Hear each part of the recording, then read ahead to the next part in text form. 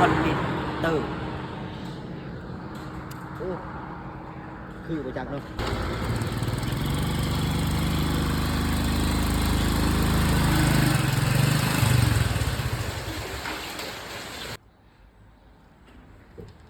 มันพูดได้มา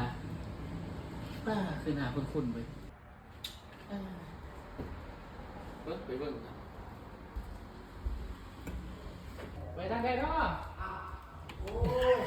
กระบะสีบุญอ่ะสบายดีอันนั้นมาหาไอคิกมาไอคิกแม่นมันเพลงเบิ่งป่าย โอ้